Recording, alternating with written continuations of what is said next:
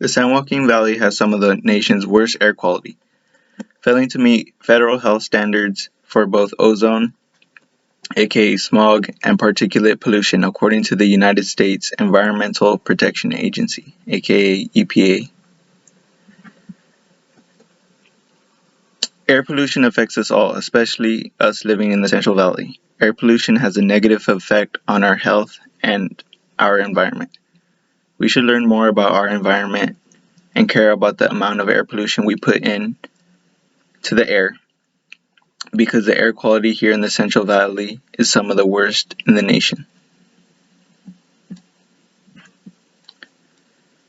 I am interested in this topic because of the recent fires, and I've done a lot of research looking at government published articles and statistics on air pollution. Today I'll be discussing air pollution and what we can do to help better the air quality. First, I'll discuss why we need to care about reducing air pollution and what can we do to reduce it. Most of the Central Valley recognizes that we have one of the worst air qualities in the nation, but we hardly hear why or what we are doing to better it. We need to draw awareness and demonstrate how severe it is to make a change. Researchers investigated the properties of particles that are responsible for human health effects according to the EPA. Basically, study has shown that air pollution has had a negative effect on us.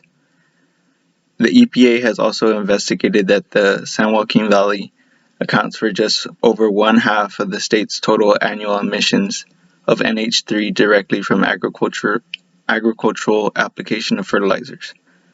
This is a concern because NH3 plays a significant role in the formation of atmospheric particulate matter, visibility, degradation, and atmospheric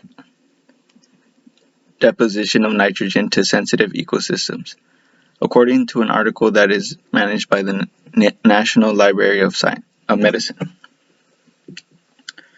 Particulate matter in air pollution may even act as a vector for transmission of COVID-19. From global health research and policy, studies have shown that air pollution intensified the mortality during past pandemics such as the Spanish flu and SARS. Air pollution has had a great impact on our health. It can also have a great impact on us in this pandemic. The effects of air pollution have shown an increased chance of asthma in the youth, and other respiratory effects can leave us weak to diseases like COVID and other diseases to come.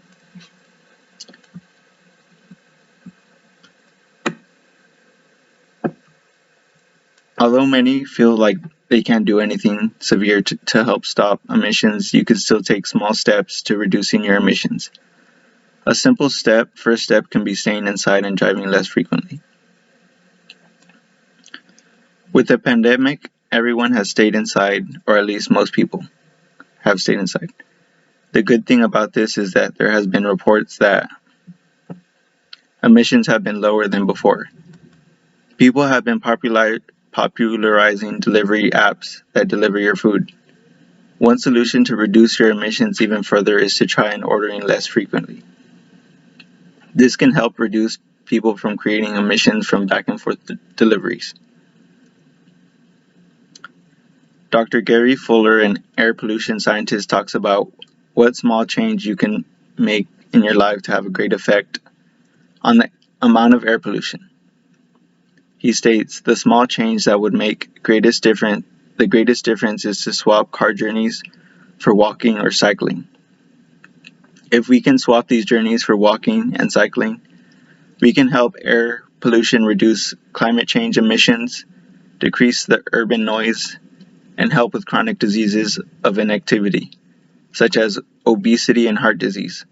The most important thing is that you're not adding to the pollution, and it helps change your life so it can become a more healthy lifestyle.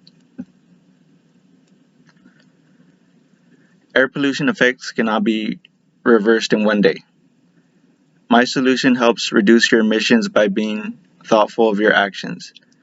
My solution is mainly to raise awareness. Public awareness is important to increase the support against air pollution. We can make strides to help better air equality in 10 years versus 20.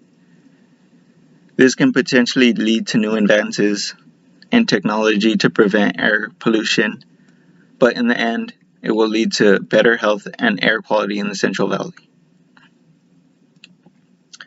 Using my solution is a good start at informing yourself and the public of air pollution. If we continue to ignore air pollution, we might not be able to reverse the damages that have occurred from it. Ignoring air pollution can downplay the severity of it and create health problems for the future generations. It can even destroy our Earth with climate change emissions. Air pollution negatively affects us all. We can take a few steps that can improve our lifestyle and in result put less pollution in the air. I went over the main issues of air pollution. I showed you why it is a problem, especially here in the Central Valley, and how we create it from things like fertilizing our crops to driving our cars. I also showed you a few ways you can reduce your emissions. You don't have to take drastic measures to reduce your emissions, like walking to your job, but I encourage the audience to just be thoughtful of your actions. There's benefits attached to it if you do. For example, if you decide to walk out to your job, it can lead to health benefits, or if you go out to eat less, it can lead to a healthy lifestyle while reducing emissions. I personally plan to reduce my emissions by eating out less. Don't let our future generations suffer from the mess that we created. If we act now, we will get to see a cleaner Central Valley in our lifetime.